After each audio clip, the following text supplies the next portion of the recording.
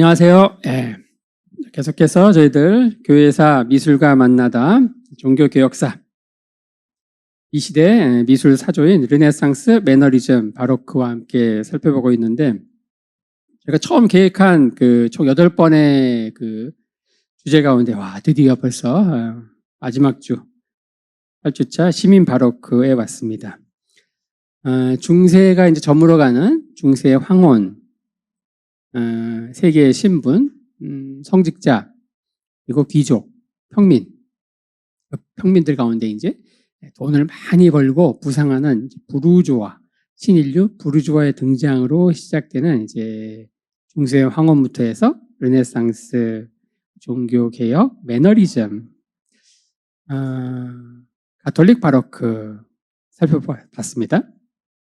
오늘은 시민 바로크, 위대한 네덜란드의 세기를 살펴볼 텐데, 자, 오늘 이제 끝으로 이제 우리가 끝나느냐, 우리의 여정은 계속 이어집니다. 이제 시즌 2로 이제 1648년 30년 전쟁이죠. 30년간 전쟁이 끝나고 이때부터 이제 종교의 탈을 벗고 본격적으로 근대 국가가 출범을 합니다. 그래서 이때부터 교회사에서는 이제 근대 교회사로 나누고, 1815년 나폴레옹이 워털루 전투에서 패배하고 실각하면서 본격적으로 빈 체제가 출범하는 그때까지의 시간으로 해서 저희들이 시즌 2로 다룹니다. 이때는 이제 저희들이 17세기 후반부 본격적으로 이제 궁전 바로크, 절대 왕권 신수설로 무장된 이제 각 국가가 근대 국가로 부상하는데, 미술이 이제 또 봉사합니다. 이전에는 교회를 위해서 봉사했던 미술이 이제 세속 왕을 위해서 봉사하는 궁정 바로크를 좀 디테일하게 저희들이 먼저 합스부르크, 스페인과 오스트리아 편 살펴보고, 그때는 이제 루벤스와 벨라스케스를 중심으로 살펴봅니다. 두 번째로 저희들이 프랑스로 갈 텐데, 프랑스는 루이 14세의 절대 왕정, 이때는 이제 니콜라 푸셈 그리고 샤를 르브랭을 중심으로 살펴봅니다. 그리고 궁정 바로크 영국 편, 이때는 안토니 반다이크를 중심으로 살펴보죠.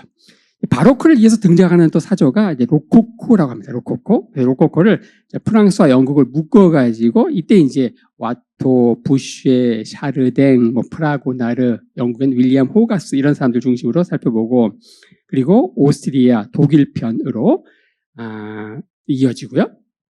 로코코, 또 러시아 편까지 해서 이런 식으로 막 러시아, 오스트리아, 독일 이렇게까지 다루는 미술 사조가 없습니다. 우리는 이제 단순히 미술을 따라가는 게 아니고 전체적인 유럽 역사의 흐름을 살펴보면서 그 시대의 탄생을 그걸 배경으로 등장하는 근대 교회사의 모판을 이제 살펴보는 게 목적이기 때문에 일반 미술사 책에서는 다루지 않는 이 오스트리아, 독일 편, 특히 러시아 편을 함께 살펴보고요.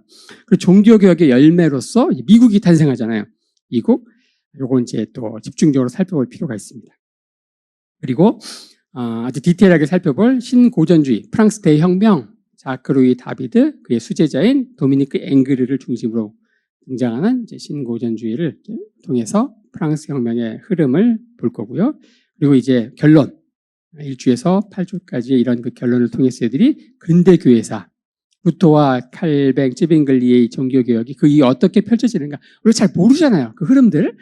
바로 독일에서는 경건주의로 그 바통을 받아서 영국에서는 요한 웨슬리를 통해서 감리교 운동, 또 미국은 대각성 운동이 일어납니다. 이렇게 해서 저희들이 시즌 2에서 살펴볼 주제, 요거는 이제 저희들이 10월 달에 양재 온누리교회에서 월요일에 매주 월요일마다 강의하려고 하고, 저희들이 했던 이 강의는 3월 달, 다음 달에 CGN에서 이제 방영한다고 하니까 나중에 방영이 되면 링크를 제가 올려드릴 테니까 보시면 될 것 같고요. 요 시즌2도 시즌에서 촬영 오기로 했습니다. 요거는 현재 계획은 시즌5까지 해서 우리가 다시 현대교회사까지 가서 다시 중세교회사, 초대교회사를 거꾸로 보는 걸로 해서 총 5개 시즌으로 살펴보려고 합니다. 자, 오늘 마지막 시민 바로크, 위대한 네덜란드의 세기라는 주제로 해서 피터 브리얼, 그리고 렘브란트, 판 레인, 얀 페르메이르. 렘브란트는 다 아실 것 같고, 나머지 2명, 요즘 페르메이를 굉장히 좋아하는데 미술 조금 좋아하시는 분들, 특히 여성분들 많이 좋아하는 화가입니다.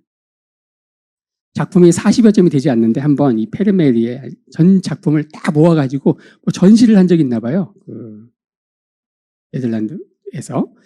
그때 뭐 세계적으로 엄청나게 흥행을 뭐 이렇게 이룬 전시였다고 합니다. 요즘에 뜨는 문이죠. 발음에 따라서 베르메르라고도 하고 현지 발음으로 해서 페르메이르. 자, 먼저 살펴볼 그림은 추락하는 이카루스가 있는 풍경, 피터 브리얼이라는 분이 추락하는 이카루스. 자, 이제 우리가 여기서 힘듭니다. 예. 신화를 잘 모르면 이제 우리가 이 서양 미술은 절반은 신화입니다. 절반은 또 성경인데, 우리 기독교인들 성경 좀 아니까 그냥 먹고 들어가는 게 있지만, 또 이 신화를 또 모릅니다, 신화. 그래서, 근데 문제는 뭐냐. 성경은 전체를 몰라도 돼요. 맨날 다루는 게 있어. 예수님의 뭐 이렇게 십자가 돌아가시는 거, 몇 개 딱 그것만 알면 돼. 성경 60권 전혀 몰라도 아주 조금만 알아도 그림을 이해하는데 문제가 없는데, 문제는 뭐냐. 신화 전체를 알아야 돼. 왜냐하면 신화 전체를 다 다루고 있거든요. 그러니까 디테일에서 이게 신화가 더 중요합니다. 미술을 이해하려면. 그래서 당연히 제가 신화 미술과 만나다 라는 주제로 1년짜리 강의 지금 만들고 있습니다. 기대하시면 되고, 시즌5 다 끝나고 나서 이제 신화 공부합니다. 신화. 자, 제목을 보면은 더 헷갈리는 그림도 있습니다. 이 그림이 몰라가지고 제목을 보는데, 보니까 어때요? 이 그림 보면 이해됩니까? 그래서 이해 안 되고 제목을 봅니다.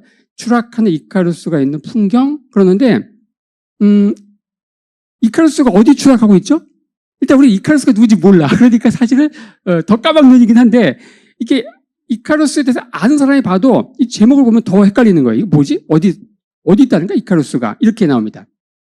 이카루스 얘기는 크레타 문명이죠. 유럽 문명의 모태인 크레타 문명, 크레타 신화에서 이 다이달로스라는 사람이 있어요. 이 사람의 아들이 이카루스인데, 이 다이달로스는 고대 그리스 세계에서 최고의 마에스터, 장인입니다. 장인.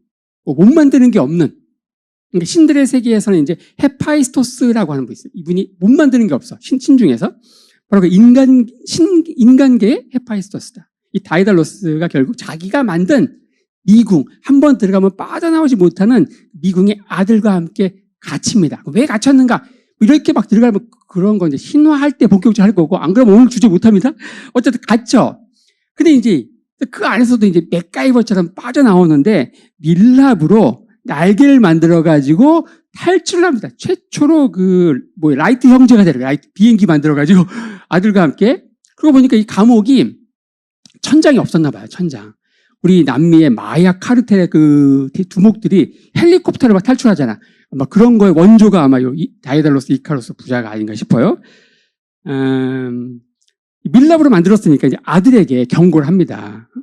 절대 태양 너무 가까이 가면 안 된다. 그 열기 때문에 이 천둥이 녹을 거 아니에요. 그 너무 바다 가까이 가면 안 된다. 습기 때문에 날개가 무거워져가지고 추락하니까 아주 차선을 잘 지키면서 잘 날아야 된다. 이게.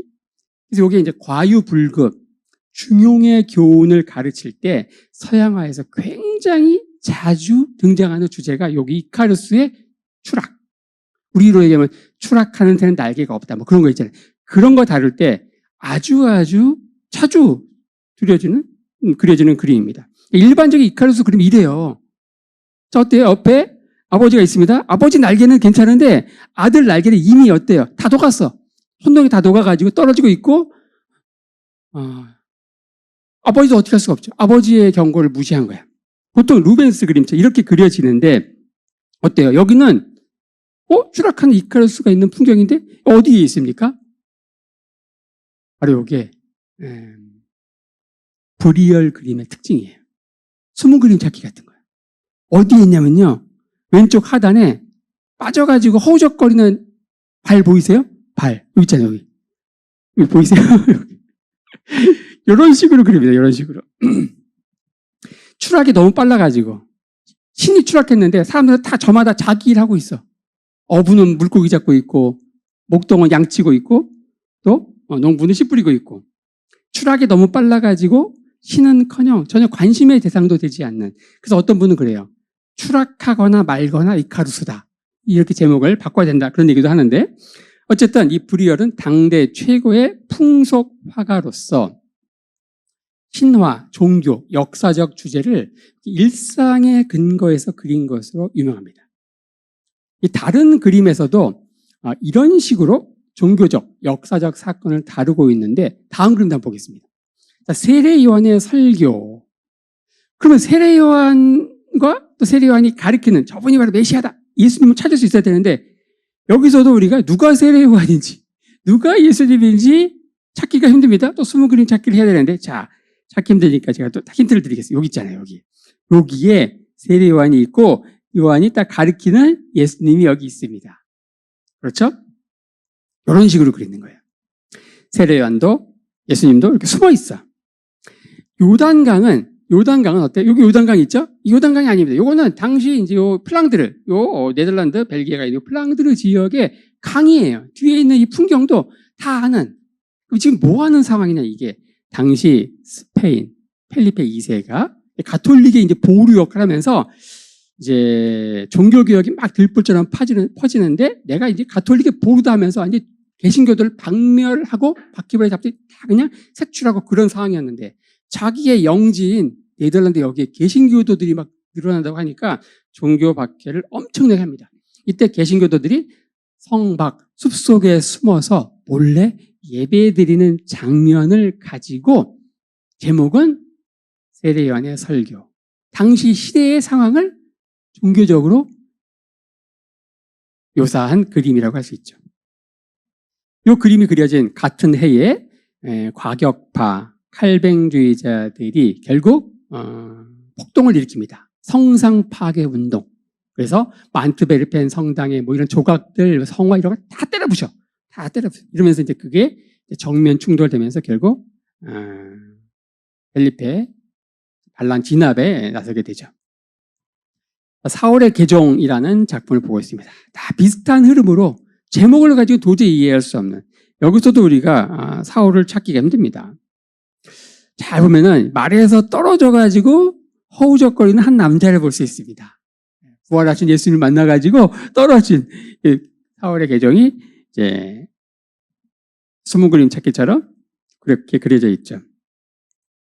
역사와 종교화가 추구하는 일종의 어떤 영웅주의, 엄숙주의 이런 것들은 온데간데 없고, 이 사울이 예수님을 만난 이 어마어마한 사건도 한 명의 군인이 말에서 떨어져서 대열에서 이탈한 사건으로 그냥 무덤덤하게 그리고 있습니다. 동일한 제목의 이 카라바조의 그림을 보면은 브리얼의 그림이 얼마나 독특한지 이해할 수 있습니다. 사도 바울의 개종, 사울의 개종 어때요? 딱 포커스 해가지고 이 삿대고 포대고 주인공만 가지고 딱 드라마틱하게 클로즈업 해가지고 이런 식으로 보통 그리거든요. 이건 이게 뭐 하는 상황이냐? 자, 지금까지 그려진 이 그림들이 상황을 알려면은 당시 네덜란드의 시대의 상황을 이해해야 하고, 이런 그림들을 통해서 브리얼이 뭘 얘기하려고 하는지 그걸 이해할 수가 있겠죠. 자, 위대한 네덜란드의 세기. 자, 성상 파괴 운동이 일어나죠. 자, 요걸 이제 펠리페 2세가 당연히 반역으로 생각을 하고 정예군 6만 명을 투입을 합니다. 그리고 이듬해부터 6년간 피해 법정, 67년부터 73년까지 피해 법정, 직결 심판 다 처형하는 거예요. 반국가 세력 해가지고 다 그냥 죽이는 거예요. 이 폭정에 신음을 하면서 종교재판소가 세워지고, 여기다가 가혹한 세금. 당시 이제 펠리페가 이제 사방이 다 전쟁터예요. 개신교 세력들 때려잡아야 되기 때문에 전 유럽을 상대로 전쟁을 했습니다. 그래서 돈이 필요하죠. 근데 황금알을 낳는 거위, 정말 최고 부자 지역이 어디였는가? 플랑드르였어요. 그러니까 가혹한 세금. 그래서 이들은 결국 이후 80년간 이어지는 독립전쟁을 하게 되는데 1568년부터 30년 전쟁이 마무리되는 1648년까지 전쟁이 이어집니다. 그래서 30년 전쟁 이후 베스트 팔렌 조약에 의해서 탄생하는 나라가 두 개가 있다고 했죠. 하나는 네덜란드고 또 하나는 스위스라고 했습니다. 독립과 그리고 종교의 자유를 이룬 가운데 이 네덜란드는 유럽에서 작지만 정말 강력한 유럽 강소국으로 도약을 하면서 이 17세기 전반부를 융성한 문화를 꽃피우면서 위대한 네덜란드의 시대, 황금 시대를 열게 되는데 그 시대에 활동한 그 화가들을 저희들이 함께 살펴보려고 하는 거죠. 이런 시대 가운데 이 피터 브루열, 이 그림들, 이 풍속화의 의도가 있는데 바로 이 16세기 내내 세계는 역동적으로 변화하고 있었다. 소위 말하는 대항해 시대가 열리면서 신학로가 개척이 되면서 세계가 넓어진 거예요. 그동안 유럽만이 전 세계인 줄 알았는데 5대양 6대주로 지도가 만들어지면서 사람들은 와, 하나님이 언제 우리 몰래 이런 걸 만드셨지? 하면서 놀라는 거예요. 놀랄 노자. 그리고 이때 유행하는 말이 세계 극장이라는 말이 유행을 합니다. 세상은 복잡해지고 골치 아파졌지만 굉장히 흥미로워졌죠. 이 찰리 채플린이 재미난 말을 했는데 인생은 가까이에서 보면 비극이지만 멀리서 보면은 희극이다. 뭐 그런 말을 했대요. 당시에 그림에는 요 연극 공연 장면이 자주 등장하는데 이 카라바조로 시작되는 이 바로크도 어때요? 연극의 한 장면처럼 그림을 묘사하는 역동적인 순간을 그렇잖아요. 영국에서는 동시대에 셰익스피어를 중심으로 세속극의 전성기가 열렸고 그런데 어때요? 연극은 배역이 있죠. 아무리 그 배역이 왕이고 영웅이라도 하더라도 그 역할이 끝나면은 내려와야 되죠. 아무리 제 아무리 영웅이라고 하더라도 연극이 끝났는데 혼자서 계속 영웅 노릇하면 안 되는 거예요. 자, 이 16세기 이후 이 세계 극장의 이제 주인공은 바뀝니다.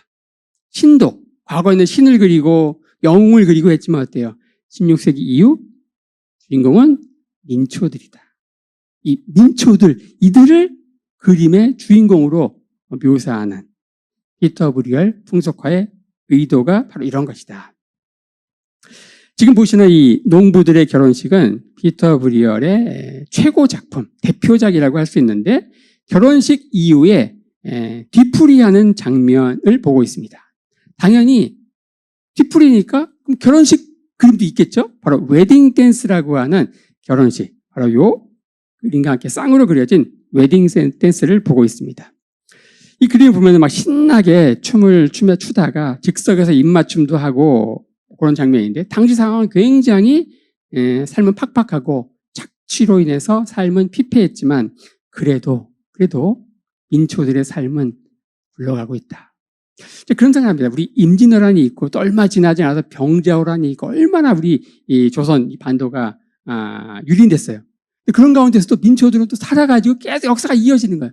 꼭 가까이 있는 우리 6.25 전쟁이 완전히 잿더미가 됐지만 민초들의 삶은 결국 이제 이어져가지고 정말 이 강대국 대한민국을 만들었잖아요. 당시의 상황이 이렇다는 거예요. 자, 농부들의 결혼식을 보면은 신부가 어디에 있는가? 신부는 뒤에 초록색 화관 아래에 딱 앉아 있고 신랑은 당시 풍습에 따라서 피로에는 신랑이 없었다고 하네요. 피로에 대한 음식 뭐 별거 없습니다. 죽 한 그릇, 빵밖에 없죠. 이 그림은 요 그림과 많이 대비가 됩니다.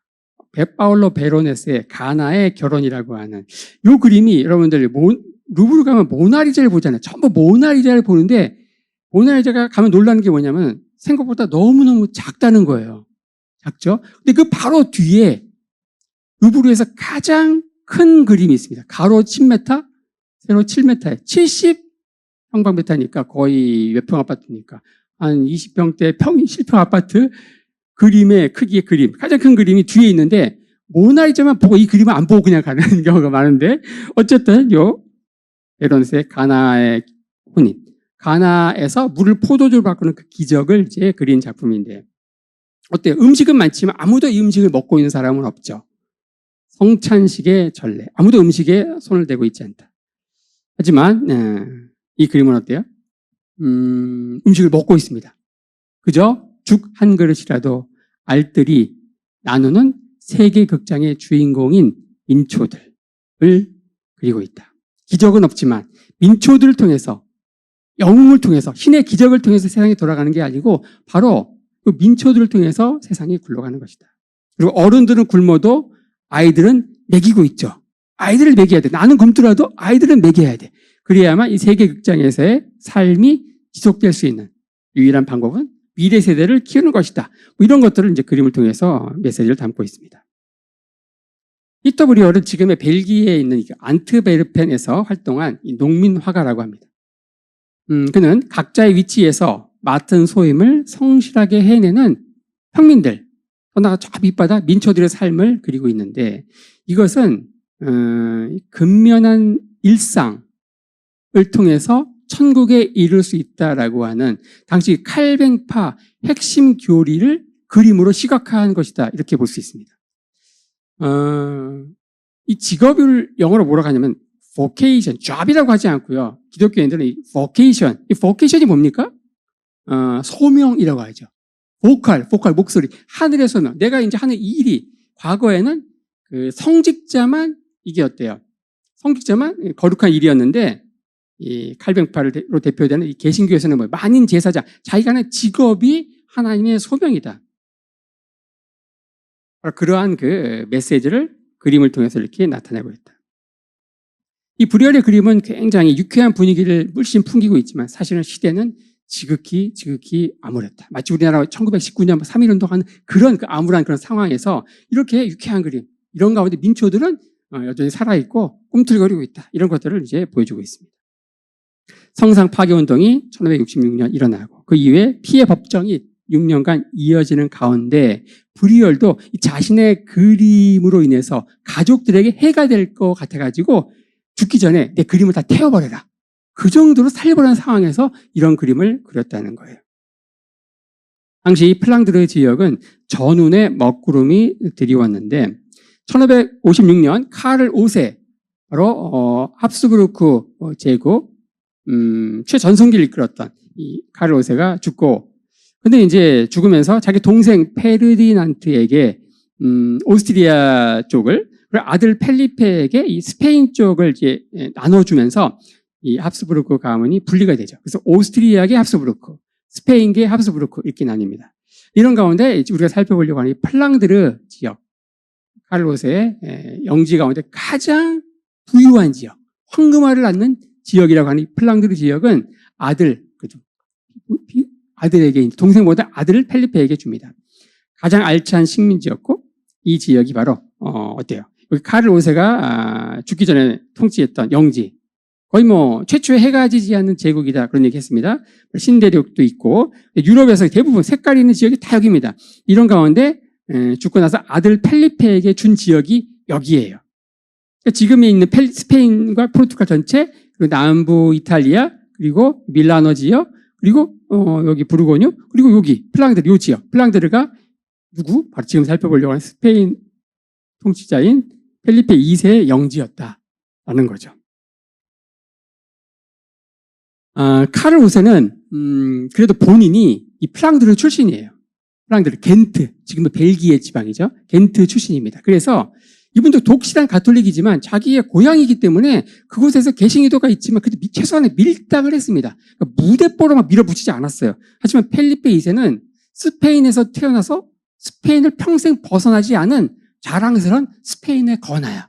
그러니까 플랑드르 지역이 자꾸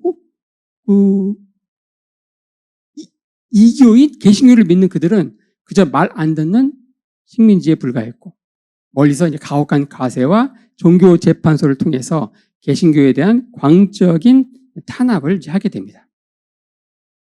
결국 네덜란드는 80년간 이어지는 독립전쟁으로 이어지는데, 1565년 이단 처벌 법령을 통과시키려고 하니까 그 현지에 있는 귀족들이 지속적으로 탄원합니다. 알죠? 이들은 그렇게 세게 나가면 이들 가만히 안 있습니다.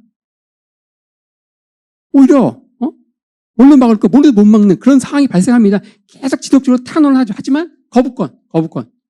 누구랑 비슷하죠? 우리 전직 대통령과 많이 비슷합니다. 다 거부권. 그러면서 결국 이제 1566년 칼뱅파 목사들 주도로 성상 파괴 운동이 일어나고 펠리페도 그걸 반역으로 느끼고 결국 정면 충돌하게 되죠. 1567년 그는 자기의 오른팔 분신인 알바공을 플랑드르에 총독으로 파견하죠. 마치 이게 우리나라로 얘기하면 이 박정희 대통령 말기에 어때요? 부산 마산 부마항제 일어났을 때 뭐 차지철이라고 하는 분이 그런 얘기했다고 돼요. 한 10만 명 쓸어버리면 탱크로 밀어버리면 됩니다. 딱 그 차지철에 해당하는 사람이 이 펠리페 2세의 알바공이에요. 알바공을 보내가지고 6년간 피해 법정을 열고 수천 명을 직결 처형으로 다 이제 제거하고, 그런 가운데 이 알바공이 결정적인 실수를 하나 하는데, 그 이듬해 이 청원 귀족 3명 가운데 2명을 처형합니다. 이들은 진짜 알짜 충신들이야. 이들은 현지 상황을 알기 때문에 그렇게 세게 하면 안 된다고 계속 중재를 하려고 했던 것이지 반역자가 아니거든요. 이들까지도 처형을 하게 되니까 결국 민심이 완전히 돌아서게 되죠. 그런 가운데 그 3명 가운데 2명이 처형됐고, 마지막 남은 요 사람이 오렌지공 빌럼이라고 하는데, 이분은 떠밀려가지고 결국 자기 의사와 무관하게 앞으로 80년간 이어질 독립전쟁의 지도자가 됩니다. 그래서 오늘날 네덜란드의 공화국의 아버지가 누구냐? 빌럼. 영어로는 윌리엄이라고 하죠. 그런데 의회에서 이런 연설을 하는데, 종교 통일은 불가능하고 아무리 그 사람이 군주를 할지라도 백성들의 양심까지 지배할 수는 없다. 이런 메시지를 선포하면서 결국 종교개혁 이 통일운동의 지도자로 결국 추대됩니다. 자, 1573년 알바공이 결국 해임되고 종교재판이 중단되면서 약간 유화책을 하니까 남부 지역 함께 독립운동에 나섰던 남부 지역, 이쪽은 남부 쪽은 벨기에죠 지금. 가톨릭이 좀 우세였거든요. 이 10개 주가 이탈합니다. 그리고 북부에 있는 7개 개신교 주는 저항을 지속을 하는데, 자, 지도를 볼 텐데, 이 지역이 전체가 이제 플랑드 지역인데 바로 스페인에 맞선 종교 탄압, 여기에 맞서 독립운동 하다가 이 남부 10개의 주가 떨어져 나갑니다. 그리고 북부만 계속 가는 거예요. 그래서 이 북부가 오늘날 뭐가 되는 거예요? 네덜란드가 되고, 남부 여기는 벨기에가 됐다가 나중에 또 거기서 룩셈부르크가 떨어져 나갑니다. 그래서 이 남부 이쪽은 가톨릭이 굉장히 강하고, 지금도 이 북쪽 네덜란드는 개신교가 엄청 세죠. 자, 그런 가운데 이 독립운동을 이끌었던 빌럼이 결국 암살됩니다. 그리고 셋째 아들 마우리치가 바통을 잇고 그는 네덜란드 공화국을 선포하면서 독립운동을 진두지휘합니다. 자, 그 다음에 역사적인 사건이 벌어지죠. 1988년 영국과 스페인, 영국의 누구예요? 엘리자베스 여왕과 스페인 펠리페 2세가 한판 붙죠. 이 전쟁이 유명합니다. 칼레 해전이라고 해서 스페인의 무적 함대를 영국 엘리자베스가 박살낸 사건인데, 이게 왜 의미가 있냐면, 왜 우리가 네덜란드 독립전쟁을 하다가 왜 갑자기 이걸 얘기하느냐. 자, 당시 네덜란드 독립전쟁을 영국 성공했죠. 그래서 가톨릭 개신교에 가깝잖아요. 영국은 어쨌든 스페인 바다로 나가야 되는데 스페인을 무찔러야 돼. 그렇죠? 근데 스페인에 맞서가지고 네덜란드가 독립운동을 하니까 종교적으로도 그렇고 패권적인 면에서도 그렇고 이 네덜란드를 배후에서 지원을 하다가 이제 본격적으로 나서 자기들이 싸우는 거예요. 이때 이제 스페인 무적함대가 침몰이 되면서 결국 네덜란드 독립운동파가 결국 기사회생하는 거예요. 그러면서 결국 10년 후 1598년 펠리페 2세가 죽고, 그리고 당사자였던 엘리자베스도 5년 후에 죽고, 결국 1609년 12년간 스페인과 네덜란드는 휴전 조약을 맺죠. 이게 사실상 네덜란드가 독립한 것이다. 이때 네덜란드인들은 자신들의 그 영토를 사자와 같다 그래가지고, 이 지역 사자. 우리나라 지도는 어떻습니까? 토끼입니까? 호랑이입니까? 일본은 우리 토끼를 해가지고 이제 귀를 잡고 있는 그렇게 했지만, 사실 우리도 민족 자긍심 측면에서 우리는 호랑이 아닙니까? 바로 이때 자신들의 영토를 이제 사자로 표현하면서, 바로 이 시기에 네덜란드가 전 세계의 상선 5척 가운데 네덜란드 배가 4척이었어요. 4척. 전 세계를 무대로 식민지를 만들고, 저 미국 쪽에도 새로운 암스테르담을 하나 만듭니다. 뉴 암스테르담. 그게 나중에 영국과 전쟁해가지고 영국이 넘어가죠. 그래서 뭐가 돼요? 그게 뉴요크로 바뀌는 거예요. 그리고 뉴욕에 이제 네덜란드 옆에 하를럼이라고 하는 휴양 도시가 있거든요. 뉴욕에 하를럼을 만들어. 그게 뭐예요? 할렘이야. 그리고 젤란드라고 하는 지역이거든요. 그래서 새로운 젤란드가 뉴젤란드, 뉴질랜드도 나옵니다. 뉴질랜드. 전부 이게 다 위대한 네덜란드 시기에 5척 상선 가운데 4척이 네덜란드에 배웠고 5대양 6대주를 다 누빈 거예요. 이때 위대한 네덜란드의 세계라고 하는 거죠. 한반도에도 옵니다. 조선에도 옵니다. 조선. 1627년 이 벨테브레라는 사람이 제주도에 불시착을 해요. 그러다가 이제 조선에 귀화를 해가지고 박연이라는 사람으로 활동을 해. 그리고 그 이후에 이제 효종 때에 하멜이라는 사람이 역시 제주도에서 표류하다가 결국 13년간 고초를 겪다가 탈출을 하죠. 그리고서 하멜 표류기라는 책을 쓰는데 이 하멜이 조선에 왔는데 우리 네덜란드 사람인데 박연을 만난 거야. 근데 이 사람 이미 어때요? 고국의 말을 다 잊어버렸어. 조선말밖에 몰라. 그런 사람을 만나고 그랬어요. 어쨌든 이들이 조선까지도 이 시기에 왔다라고 하는 거예요. 자, 그런 가운데 1619년 바로 전해인 1618년에 30년 전쟁이 발발하죠. 그런 가운데 19년에 19살에 펠리페 4세가 즉위하면서 주변의 만류에도 불구하고 결국 네덜란드와의 전쟁을 다시 재개하게 됩니다. 하지만 당시 스페인은 누가 봐도 지는 해였고 네덜란드는 뜨는 해였거든요. 그런 가운데 이제 그려진 그림이 이 브레다의 항복이라고 하는 벨라스케스가 그린 그림을 보고 있는데 이 브레다라는 도시를 정복을 하고 나서 승리 10년 후에 그려진 온라인 이렇게 프라도 미술관에 있죠. 9개월간 이 도시를 봉쇄한 이후 항복을 받아내서 그림은 이게 어떤 전투 장면보다는 화의 장면을 그리고 있죠. 승자의 오만이나 패자의 절망보다는 양자 간의 정중한 태도, 몸을 숙여서 열쇠를 넘기는 이쪽이 누가 봐도 승자, 창이 딱 하늘 향해서 딱 정렬되어 있고 패자인 브레다 여기는 완전히 오합지졸 뭐 그런 느낌이죠. 그래서 패자가 승자에게 열쇠를 딱 건네는 그러한 이제 그림. 이게 왕궁에 걸릴 그림이라서 어떤 승자의 어떤 관용을 부각해서 그렸지만 사실 이건 이미 이제 지는 해였던 스페인의 정신 승리 차원에서 그려진 그림이다라고 할 수 있습니다. 결국 이제 1648년 베스트팔렌 조약이 맺어지고 80년간 이뤄진 독립전쟁은 결국 종결되고 네덜란드로 불리는 신생공화국이 탄생한다. 말씀드린 대로 남부는 계속 스페인의 지배를 받으면서 훗날 벨기에와 룩셈부르크로 나뉘어져서 이제 또 독립을 하게 되죠. 신생 네덜란드 공화국의 신의 한 수가 뭔가?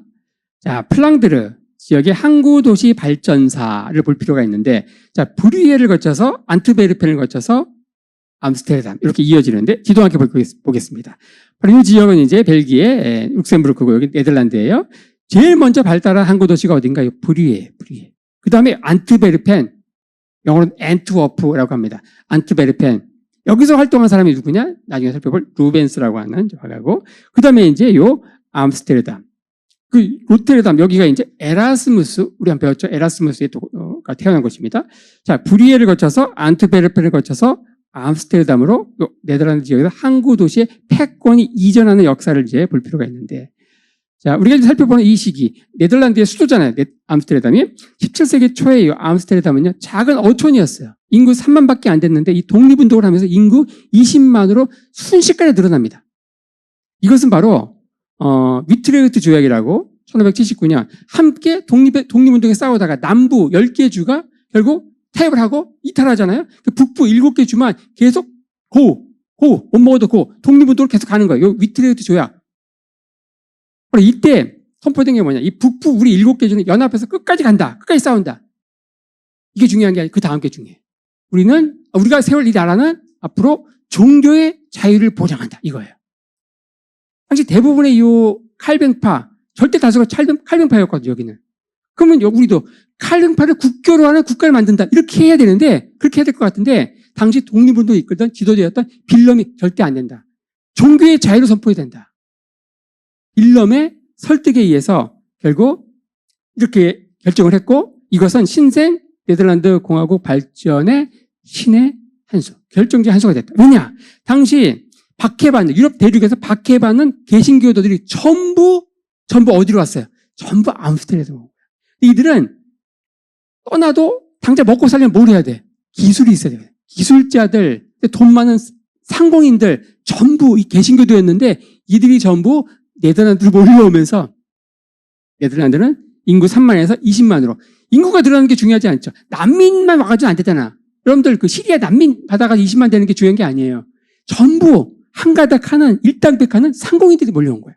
바로 우리는 끝까지 연합해서 싸운다. 더 나아가서 종교의 자유를 보장한다. 바로 이게 네덜란드의 국부로 불리는 빌럼 1세의 정말 선견지명이 있는. 그래서 제가 뚜누 얘기하는 게 정치에는 종교와 최대한 내가 아무리 기독교인이라 하더라도 종교 가지고 정치에 또 밀접하게 들어가면 안 되는 거예요. 자, 네덜란드 황금기가 이어지고 문화예술에서도 이게 이제 나타나게 되는데, 자, 이런 배경에서 이제 살펴볼 첫 스타트의 화가가 누구냐? 바로 프란스 할스입니다. 이 프란스 할스의 피테르 반덴 브루케의 초상화를 보고 있습니다. 이분은 이제 하를렘 출신이에요. 하를렘은 암스테르담 별장지로 계획된 휴양 도시로서 만들어진 인공 도시인데, 아까 말씀드린 대로 이 하를렘, 요게 뉴욕의 하를렘 있죠? 이게 여기서 나온 겁니다. 바로 이 네덜란드인들이 개척했기 때문에 뉴욕을. 자, 우리는 이 그림에서 이제 모나리자 이후 100년이 지나서 마침내 제대로 웃는 사람을 보게 됩니다. 근데 웃으면 안 돼, 웃음. 중세 기독교 사회에서도 웃으면 어때요? 이 죄인들이 감히 웃어? 회개하면서 살아야지, 평생. 웃어? 네가 웃어? 안 돼. 그리고 이 그리스 로마 문명에서도 어때요? 웃으면 안 돼. 웃음 인정하지 않습니다. 희극보다 비극을 최고의 문학으로 얘기했죠. 이 웃음에 대한 이야기, 웃음에 대한 그 아리스토텔레스 이야기, 요거 가지고 이제 움베르토 에코의 장미의 이름 뭐 이런 것들이 나오죠. 어쨌든 이 웃음, 요게 그리스 로마 문명에서도 그렇고 특히 기독교 문명에서도 더 심하죠. 그런 가운데 그 다빈치의 모나리자가 살짝 웃는 듯한 그 모습 때문에 여자가 웃는다는 거 더 심각하거든. 웃는 여자는 해픈 여자고 성적으로 물러난 여자거든요. 이제 본격적으로 웃는 남자를 우리가 보게 되죠. 이 사람은 대단한 영웅인데 어때요? 머리도 굉장히 부시시해. 최소한 그 헤어샷 가가지고 만지고 나와야 되는데 그림 그리려면은 굉장히 부시시하죠. 영웅적인 어떤 진지함, 위험, 소위 말해 영웅적 엄숙주의와는 거리가 먼 굉장히 파격적인 웃음, 소탈한 웃음을 짓고 있죠. 그는 당시 동인도 회사의 주요 멤버로서 예멘의 모카에서 아라비카라는 커피 품종을 들여온 인물입니다. 오늘날 그 아라비카, 모카 이 커피를 들여온 사람이 이분이에요. 손에는 지휘봉이 있죠. 당시 이제 이들은 이제 장사도 하면서 해군 장성이었어요. 목에는 이 17년간 동인도 회사를 위해서 봉사했기 때문에 그 공적을 치하해서 하사한 빛나는 목걸이가 걸려 있죠. 그는 이제 이 그림이 그려진 7년 후에 역시 전쟁터에서 전사합니다. 바로 이 시대에 그려지는 독특한 이제 그림, 프란스 할스의 독특한 초상화를 볼 수 있습니다. 네덜란드 문화적 황금기, 바로 80년간 독립전쟁을 통해서 마침내 이들은 독립을 이루고 이들은 이제 한마디로 자부심으로 넘쳐나요. 지금 우리나라 대한민국이 굉장히 국운이 이렇게 좀 넘치는 것 같아요. 우리 반만년 한반도 역사에서. 당시 네덜란드가 이랬어요. 네덜란드는 국토의 절반이 물로 덮여 있고 낮은 땅이라고 하죠. 낮은 땅. 저기 풍차로 해가지고 물 빼내고 우리 네덜란드는 풍차잖아요. 그나마 또 농토도 4분의 1만이 농토를 쓸 수 있어요. 그나마. 그러니까 이들은 먹고 살기 위해서 바다로 진출할 수밖에 없었다. 근데 이들은 무역으로 결국 강소국을 이루는데 실로 기적이죠, 기적. 17세기 전반부에 태양은 잠시나마 네덜란드를 비추고 있었다. 네덜란드의 황금기를 나타내는 말은 한마디로 자부심이에요, 자부심. 이들은 종교적인 차이를 극복하고 당시 유럽 대륙은 어때요? 개신교냐 가톨릭이냐 이거 가지고 거의 뭐 죽자사자 싸웠는데 이들은 종교의 차이를 극복하고 공동체 이익을 우선을 하면서 그럼 이게 이제 시너지 효과를 일으켜서 결국 독립을 이루게 되고 사회 전체 구석구석에 어떤 긍정적인 기운이 쫙 퍼지고 있었죠. 이런 시민들의 어떤 낙천성, 이게 세계 미술사에 유례없는 이미지들을 만들어내는데, 좀 전에 봤던 그 초상화도 그렇고, 이런 이미지들을 당시 시기적으로 이제 프란스 할스, 그 바통을 이어서 렘브란트, 판 레인, 그리고 얀 페르메이로 이어지는 어떤 문화적 황금기를 미술로서 이렇게 표현하고 있는데, 우리가 이 세 명의 화가들을 살펴보려고 한다는 거죠. 자, 상품, 종교, 사상의 다양성. 당시 데카르트는 프랑스 사람이죠. 근데 정치적 박해로 인해서 암스테르담, 네덜란드의 망명주기였어요. 그는 이런 얘기를 합니다. 이토록 완전한 자유를 만끽할 수 있는 곳이 있을까? 어떤 경제적인 풍요와 함께 사상의 자유에 대해서, 이 도시에 대해서 찬사를 보냅니다. 그는 자기가 쓴 방법, 서술, 성차 이런 것들 때문에, 그런 사상들 때문에 결국 원래 예수회 학교에서 공부를 하고 결국 이제 프랑스 가톨릭부터 박해를 받고 네덜란드로 망명을 간 거예요. 자기 생각을 말할 수 없는 거야. 근데 네덜란드는 어떤 것도 다 말할 수 있어요.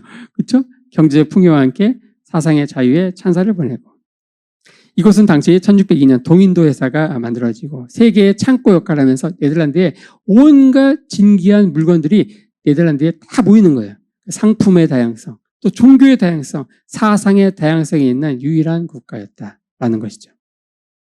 물론 전 세기에 스페인도 황금기를 이루죠. 특히 카를 5세, 그 뒤를 이어서 펠리페 2세 때에 결정을 달하는 이 스페인의 황금기가 있었습니다. 바로 남미 신대륙을 개척하고 콜럼버스를 통해서 결국, 특히 이제 그 남미 포토시에서 은광이 발견이 되면서 그 은이 유럽 전체에 있는 모든 은보다 더 많은 은이 스페인으로 들어와. 그러면서 이제 화폐 가치가 되죠. 너무 한꺼번에 많은 은이 들어오니까. 어쨌든 이 스페인의 황금기는 왕실에 번영했습니다. 왕실은 뭘 했는가? 그거 가지고 전쟁만 했어. 근데 엄청나게 부자였는데 4번 모라토리움을 선포합니다. 하지만 이 네덜란드의 황금기는 어때요? 시민들의 번영이에요. 시민들이 골고루 잘 사는 시민들의 번영이었고, 이전 네덜란드 황금기는 오로지 왕실만의 번영이었다. 그래서 네덜란드의 독립은 이 근대 사회로의 진입을 알린 굉장히 중요한 사건입니다. 사실 우리 첫 스타트가 네덜란드의 탄생인데, 우리는 이걸 이후 한참 후에 등장하는 미국을 지금 우리가 엄청난 의미를 네덜란드에 둬야 되는데 미국으로 본다는 거예요. 1776년 탄생하는 미국. 그 이전에 사실 미국도 네덜란드라고 하는 왕이 없는 국가가 과연 말이 되는가? 당시 왕이 없는 국가라는 건 말이 안 돼. 그렇죠? 영혼이 없는 인간, 죽은 거죠? 그거 똑같은 거야. 근데 그 모델을 네덜란드를 통해서 본 거예요. 그래서 미국이 네덜란드를 모델로 해가지고 왕이 없는 그 공화국 국가를 만든 것이죠. 자, 이 그림은 이제 동일한 프란스 할스가 그린 부부라는 이제 그림을 보고 있습니다. 당시 네덜란드 사람들은, 남자들은 웬만하면 다 바닷가에 있어. 바다. 전 5대양 6대주를 누비는 거예요. 그러니까 한 번 나가면 오늘날처럼 일주일 만에 들어오고, 그게 아니야. 한 번 나가면 6개월, 1년 걸리는 거예요. 이러한 삶은 당시 시민들의 삶의 디테일도 바꾸게 되는데, 남편이 오랫동안 나가 있으면 어때요? 부인이 집안일, 육아만 하면 안 돼요. 바로 회사, 동인도 회사 일도 해야 되고, 이렇게 되면서 여성들의 지위가 상승이 됩니다. 부인이 남편 어깨에 딱 얹어놓고, 이건 유럽 대륙에서 상상도 할 수 없는 일이에요. 감히 아내가 남편 어깨에 손을 얹고, 말이 안 되는 거예요. 말이 안 되는 거예요. 남편 어깨에 친구처럼 손을 얹고 전혀 위선도 위계도 없는 이 네덜란드에서만 볼 수 있던 풍경입니다. 근데 실제로 여성의 그 참정권이라든지 여성의 권위가 올라가게 되는 게 유럽은 언제가 결정적인지 아세요? 1, 2차 세계대전을 겪으면서 그래요. 1차, 2차 세계대전 전에는요, 전쟁터가 있었어. 전방이 있었죠. 후방은 괜찮았어. 근데 세계대전은 그야말로 총력전이 되면서 여성들이 어때요? 다 공장 가가지고 공장 가서 막 이렇게 일을 해야 돼. 그래서 당시 그런 말 있죠. 여성들이 15분만 공장에 출근하지 않아도 전쟁을 지속할 수 없다. 그래서 여성들이 전쟁 이후에 자신들의 권리를 주장하면서 여성들의 참정권, 1차, 2차 세계대전을 거치면서 여성들의 참정권. 바로 네덜란드는 그걸 일찍 맛본 거예요. 남성들이 어때요? 다 6개월, 1년 동안 바닷가에 나가 있으면서 집안일만 하는 게 아니고 사회적인 일에 참여하면서 여성들의 권위가 올라가게 되고 부부가 함께 동등한 입장에서 부부 초상화가 그려지는 그런 상황이 정말 몇 세기 앞서서 이 네덜란드에서 있었다는 거예요. 자, 그 다음에 재미난 그림이 또 네덜란드에서 그려지는데 이 의사의 방문이라는 가브리엘 메치의 그림을 보고 있습니다. 당신은 모두가 이제 사랑에 빠져 있었다고 해요. 근데 사랑이라는 게 내가 누굴 사랑하는데 그 사람이 꼭 나를 사랑한 게 아니잖아. 그 사랑이 꼭 늘 알콩달콩 하기만 한 게 아니죠. 나는 사랑하지만 그 사람은 다른 사람을 사랑하는 그 상사병을 주제로 또 많은 그림들이 그려집니다. 의사가 방문했지만 여자는 어때요? 고개를 싹 돌리고 딴청을 피우면서 내 병은 내가 안다. 지금 뭐 앓고 있는 거예요? 상사병 앓고 있는 여인입니다. 이 여인의 위중함을 눈치챈 존재는 발치에 있는 강아지밖에 없죠. 강아지. 이 상사병에 걸린 여자한테만 당시 매우 인기 있는 주제였다고 하고, 자, 여러분들 이 사사로운 연애담, 일반 시민, 특히 여성의 연애담이 그림으로 그려진다? 와, 이거는 물론 이전 시대 이탈리아에서도 사랑이 그려졌죠. 하지만 이것은 신화적인 사랑이야. 신들의 사랑이야. 비너스와 아레스가 사랑하고 신들의 사랑이야. 하지만 평범한 사람이 주인공으로 그려진다? 이것은 낙타가 바늘구멍에 들어가는 것보다 더 어려웠죠. 우리가 가톨릭 바로크에서 살펴봤던 카라바조. 카라바조는 당시 성자를 이 평범한 민중으로 그렸어요. 그것만 가지고도 매번 곤욕을 치렀는데 그냥 민중들의 삶을 그대로 그린다? 그것도 연애담을 그린다? 말도 안 되는 거죠. 이런 말이 있습니다. 모든 회화는 그 그려진 대상에 대한 예찬이다. 일상에 대한 무한한 긍정. 이게 바로 신화, 영웅담에 가려진 당시 민초, 시민들의 일상을 그림 속에 표현하는 그런 최초의 사례가 되는 것이죠.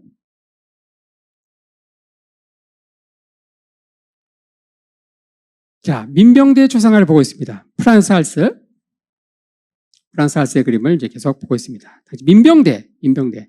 자, 네덜란드 황금기의 원동력은요, 바로 이 귀족들의, 중세 때 이 귀족들이 노블리스 오블리주라고 하죠.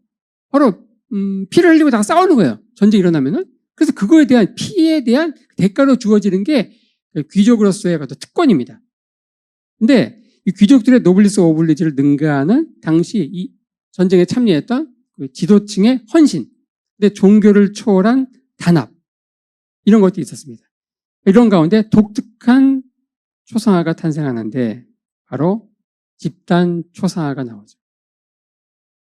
이 네덜란드 주변국들은 이 집단 초상화가 아니고 단독 초상화죠. 전부 누굴 그립니까? 루이 14세 왕을 그리고 귀족을 그리고 돈 많이 번 대상인을 그리고, 그렇죠? 하지만 독특한 이 집단 초상화가 그려진다.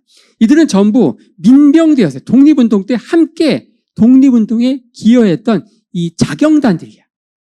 하지만 독립 이후에도 이들은 계속 신사클럽으로 존속을 하면서 자기 지역 공동체를 위해서 계속 활동을 했습니다. 당시 그래서 이 민병대들은 어떤 의무를, 국가에 대해서 공동체를 위해서 의무를 다하는 시민들의 어떤 자부심의 상징이었고, 수많은 요 민병대 그림이 그 자부심을 표현하는 의미에서 그려지는데, 이 그림을 의뢰할 때 이들은 대부분 이제 다들 있는 분들이거든. 그래서 이 그림을 위해서 n분의 1로 그림값을 지불할 수 있는 능력이 있었죠. 이 그림값은 어떻게 됐다? n분의 1로 됐다는 거예요. n분의 1로. 여기서 나온 말이 더치페이가 되겠습니다. 더치페이가 여기서 나온 거예요. n분의 1로. 자, 근대 미술시장의 시작. 칼뱅파 지역입니다. 칼뱅파. 그럼 칼뱅파니까 어때요? 칼뱅파 이 지역 화가들은 교회라고 하는 큰 고객을 잃었어요. 교회는 어때요? 돈이 많죠? 그러니까 엄청난 종교와 이런 것들을 그냥 돈 아끼지 않고 막 그냥 부었는데, 여기는 이제 칼뱅파 지역이니까 교회라고 하는 큰 고객을 잃고, 이러면서 이 네덜란드 지역에서 새로운 장르 미술이 출현합니다. 그게 뭐냐? 풍경화, 정물화. 풍속화. 그러니까 먹고 살기 위해서 새로운 걸 개척을 해야 돼. 근데 이런 것들이 이전에 중세 때까지만 해도 이 그림에도 레벨이 있거든요. 레벨이 있어요. 제일 중요한 게 뭐예요? 종교와 신화와 역사와 여성들이나 집에서 몰래 그리는 게 정무라 풍경 이런 거. 이런 거 안 그래. 이 그림에도 서열이 있었단 말이에요. 근데 이런 것들에도 그리지 않으면 먹고 살기, 목구멍이 포도청이니까 새로운 장르가 만들어지는 거예요. 풍경화, 정무라, 풍속화. 주변국들은 교회, 여전히 이제 군주, 프랑스 같은 경우 루이 14세로 대표되는 이런 왕들이 그림을 이제 의뢰하고 신화와 역사와 종교와 왕들의 초상화 이런 것들이 그려질 때 네덜란드는 누가 주문하냐? 고객이 시민이에요. 이들은 자기 집에 걸 수 있는 아담한 크기의 그림들, 그 그림들의 주제도 자기들의 삶을 다룬 이런 이야기를 담은 그런 그림들. 그래서 뭐 로마 유적의 장엄한 그런 풍경화 말고 우리 동네 이 풍차가 있고 이런 저지대의 풍경화를 원하고 영웅을 그린 역사화 말고 자신들의 일상에 담긴 그런 풍속화를 요청을 하죠. 그 당시에 교역을 통해서 화려한 물품들이 네덜란드에 다 모였거든요. 그런 것들을 쫙 모아놓고 이제 그리는 정물화 이런 것도 이제 나오고. 그래서 근대 미술 시장이 네덜란드에서 시작됐다고 하는데 여러분들 당시 농민들도요 자기 집에 기본적으로 30에서 50점의 그림이 집에 있었대요. 그러니까 당시 네덜란드는 그만큼 부가 골고루 분배되었다. 놀랍습니다. 네덜란드 정말 배울 게 많죠. 자, 푸주관이라고 하는 피터 아르트센이 그린 정물화의 시작을 알린 기념비적인 작품을 보고 있습니다. 당시는 그야말로 풍요의 시대였다. 이 그림에서 이제 볼 것은 이것저것 막 모아놓은 게 아니에요. 여기서 보아야 될 이제 것은 중앙에 있는 요거 청어 2마리가 어때요? 딱 어떻게 났어요? 이렇게 포개놨죠. 모처럼 십자가 모양으로 포개놨습니다. 그다음에 그 뒤에 뭐가 있습니까? 여기에 낙이 타고 가는 한 여인이 있고 그 옆에 남편이 있고 뭐예요 이거는? 이집트로 피난 가는 성 요셉과 마리아입니다. 그리고 마리아가 또 주변에 이제 구걸하는 사람에게 자기 가지고 있는 걸 나눠주고 있죠. 뭐 이런 식으로 교훈적인 내용을 담아가지고 사물을 배경으로 교훈을 담은 주제를 주인공으로 해가지고 해야 되는데 어때요?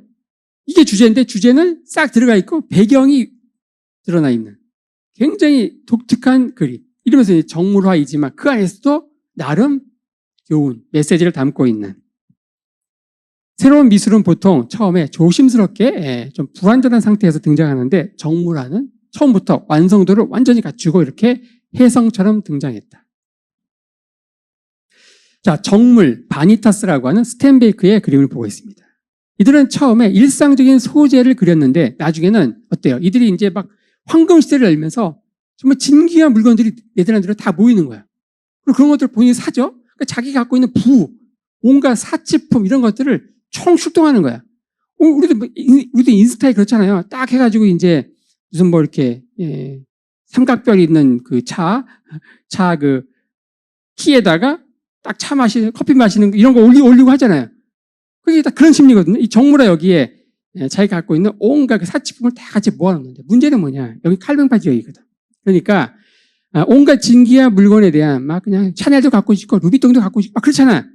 온갖 그 세속적인 욕망을 표출하기 위해서 온갖 진귀한 물건을 넣으면서도 욕망을 절제하고 겸손하게 살아야 되는데 이 두 가지 이게 양립할 수 없죠 사실은. 이거는 소리 없는 아우성하고 똑같은 거야. 그렇죠? 소리 없는 아우성이 말이 됩니까? 시에서나 말이 되지. 그렇죠? 하지만 어쨌든 이런 그 세속적인 욕망의 표출과 욕망을 견제하고 겸손한 삶을 살아야 된다고 하는 어떻게 보면은 형용 모순적인 두 가지 요소를 한 그림에 담아가지고 등장하는 그림이 바니타스 회화라고 하죠. 바니타스 정물화. 이 바니타스는 전도서 1장 2절에 헛되고 헛되니 헛되고 헛되다. 이 헛되다. 바니타스. 영어의 vanity. 어원이 되는 바니타스. 칼빈파 지역에서 인생무생과 종교의 엄중함을 메시지로 하면서 그러면서 한켠으로 내가 갖고 있는 내가 이 정도로 부자야. 이런 것들을 또 표현하고 있는 이일배반적인 그림.